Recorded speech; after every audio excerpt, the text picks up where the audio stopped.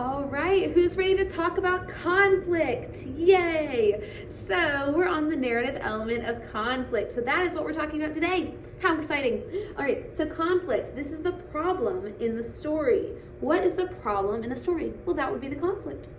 All right, so there are different types of conflict, two primary types, of course. So internal conflicts, that is going to be a struggle within oneself. A struggle within oneself, internal. External is going to be a struggle outside of themselves, okay? So something that's causing struggles outside of themselves, okay? Perfect. So the first type that we have, individual versus technology. So an individual versus technology.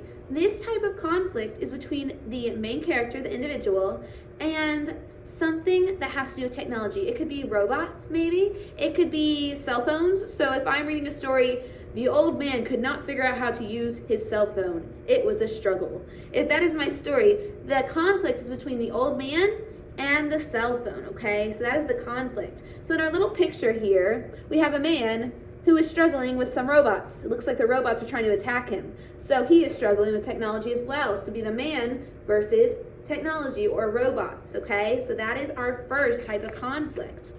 Our next type is the individual versus the supernatural. So I drew a little scene from Ghostbusters in here. I don't have good drawing skills, I apologize.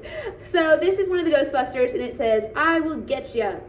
And get you, ghost. And so he's trying to defeat the ghost, trying to get the ghost to go back into the portal, okay? So he's trying to move the ghost into the portal with his cool little beam thing. So an individual, the man, versus supernatural, the ghost, all right? So that is individual versus supernatural, another type of conflict.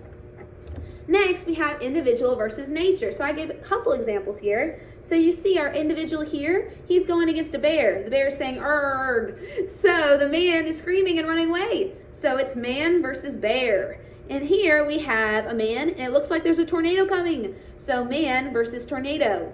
And then here, there's a man, and he wants to cross this river. My attempt at drawing a river. So the man wants to cross the river, and he can't get across because of the river. So man versus river. All right, so these are all examples of individual versus nature, another type of conflict. Next, we have individual versus society. So I just gave a little example here. So the rule is girls can't play soccer. That is apparently the rule at this imaginary school, not here. But the rule is that. So originally, she is really excited. She wants to play soccer. She's like, "I'm going to play soccer." So she does what it takes. She goes against that rule, and she gets them to change the rule. Now girls can play soccer. She's excited, she's playing soccer. So she went against the rule, the society, and they changed the rules so she could play soccer, okay? So that's one example. So going against society, whether it's going against rules, going against an institution, going against an entire government body, like Katniss did in the Hunger Games, those are all examples of individual versus society, okay?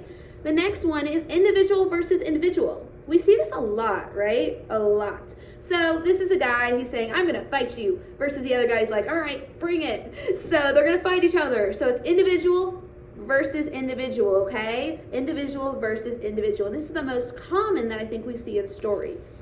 The last one is individual versus self. So all the ones we showed so far are all external conflicts. Does that make sense? Because they're things outside of the person, okay? Something was coming attacking the person.